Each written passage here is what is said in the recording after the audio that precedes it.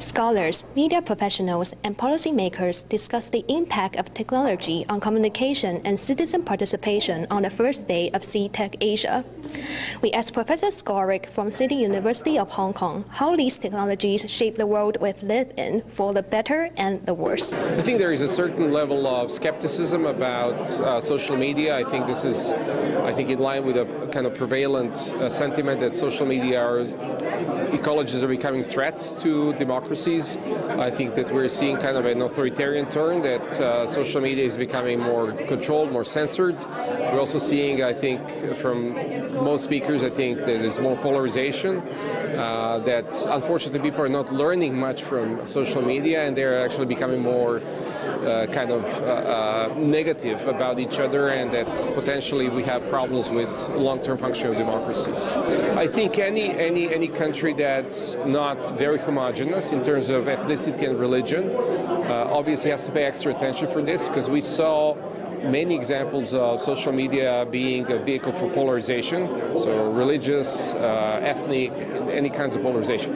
So I would say, countries that are relatively homogeneous and that are relatively, let's say, stable, politically stable, they're probably not a threat. But if you have multi-religious, large populations, especially if you have uneven distribution of wealth, I think these are obviously places where I would be kind of a little wary of it.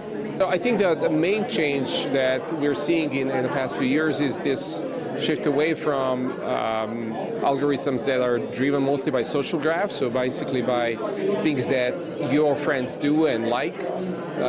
We're still switching more to these short video formats like TikTok, which are more focused on the content. So certain things that you like, and they may not be liked by your friends. So I think that's not necessarily promising per se, because I'm not saying that it's going to be a better content, but it's going to be slightly perhaps more diverse content, which is giving us some hope for more serendipitous exposure. Serendipitous meaning incidental, something that we did not expect in advance.